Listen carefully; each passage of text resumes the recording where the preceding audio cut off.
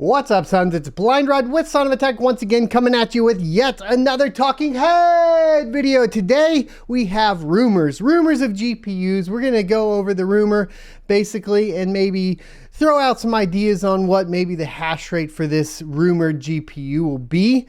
But before we get into it and before the sponsor, I did want to make some corrections on the previous video pertaining to essentially the Zen 3 refresh hash rates for Raptorium. Now, of course, there are some additional tests we can run that I will be doing. Thanks in the comments for pointing them out, such as basically turning off SMT on one of the processors. That could be a 5900X or the 5950X, and seeing how much more hash rate per core we get on those particular CPUs with SMT off with the 64 megabytes of cache.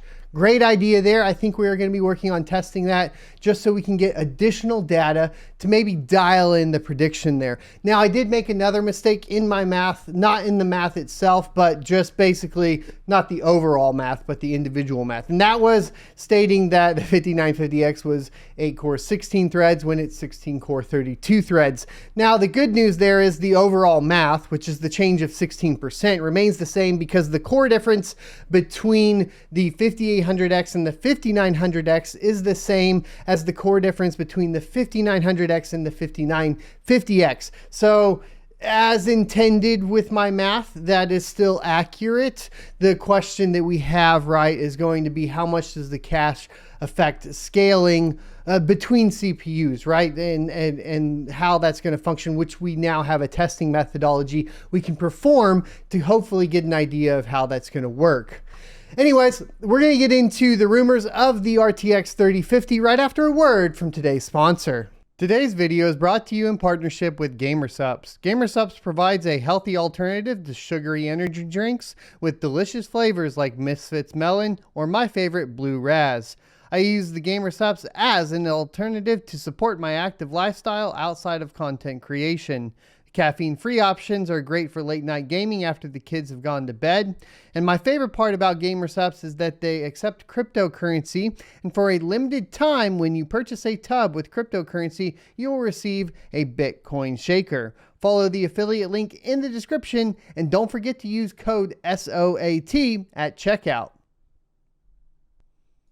All right, so hopping right into it, we have the NVIDIA GeForce RTX 3050 rumored for Q2 of 2022 launch.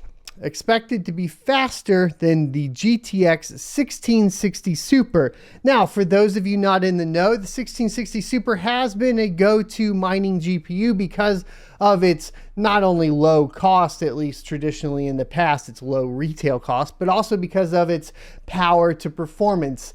Until recently with the RX 6600 release, the 1660 Super was kind of the best bang for your buck as far as power to hash rate ratio. Now with the 6600, that's kind of taken its place. But if the rumors are true here, I believe, my friends, we will have an even lower power consumption at that same probably 30 mega hash a second. And this is why we'll go into the article. It looks like NVIDIA's most entry-level Ampere graphics card, the GeForce RTX 3050, isn't planned for launch until 2022. In new information revealed by Video Cards, it is stated that the RTX 3050 is going to launch close to mid-2022 and will tackle AMD's entry-level Navi 24 and Intel's DG2 128 parts. Here we go. While the NVIDIA RTX 3050 Ti for laptops rocks the G107 GPU core, the RTX 3050 for desktops is said to feature Ampere's GA106 GPU core. Previously, there have been a series of reports that the RTX 3050 series would include two variants, a Ti and a non-Ti part. The non-Ti part was expected to feature the GA107 GPU, while the Ti SKU was expected to feature a GA106 GPU configuration. However, the latest reports suggest that even the non-Ti variant will feature a G106 GPU, which means it should end up with a much higher performance than the Ti variant in the laptops. Coming to the specifications, there are reports of an NVIDIA GA106-150 GPU for the PG190SKU70 board being cooked up. The GA106-150 GPU allegedly features 3,072 CUDA cores in 24 SM units. It is also reported that the card might end up with 8 gigabytes of GDDR6 memory, which gives it a big memory advantage over AMD and Intel entry-level parts. The card is expected to offer performance faster than the 1660 Super, but will be slower than the 2060 12 gigabyte variant, which also launches in the coming weeks.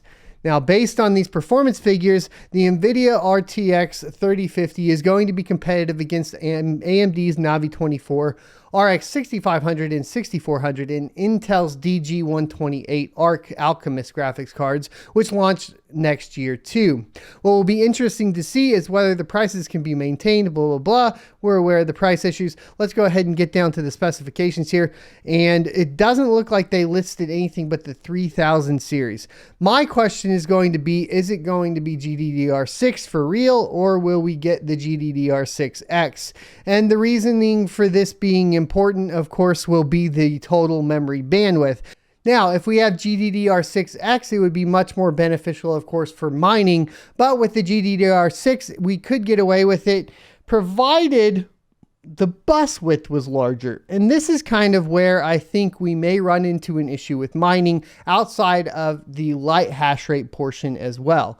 So as you guys know, NVIDIA has been basically putting a hash rate limiter for Ethereum on all of their GPUs. There's no reason to believe that the 3050 would be any different. However, with light hash rate GPUs, we could be mining other algorithms and still getting good performance per watt on those said algorithms, whether that's Ravencoin, Ergo, Flux, Firo, so on. Name your favorite GPU mineable coin at this time, and this would possibly be a good contender for that, until we realize that not only do we have to worry about the light hash rate, but if you look at the projected specs here, they are dropping the memory bus from the 192-bit bus that is on the 1660 Super, as you can see in the specifications here, to a 128-bit bus.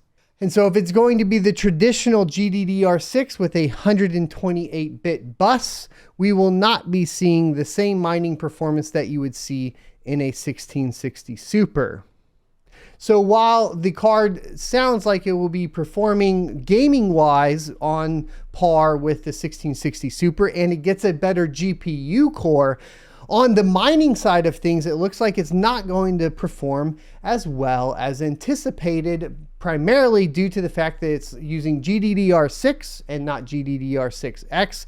But also, if you even compare that to something like, of course, the 1660 Super, we also have the bus width being tuned down. So we'll really need to see what the calculations are going to be for the memory bandwidth to be able to calculate it out exactly. And when those come out, we will definitely cover it on this channel. Just be sure to hit the like, comment, and that notification bell so that the YouTube algorithm lets you know when that video is available. Let me know. What do you guys think? Do you think we're going to see a really good part? Could we get 30 mega hash a second at 35 watts off of the 3050? I don't think so. If you think so, let me know why and what calculations from the specs that we are aware of would basically mean that that would be the case.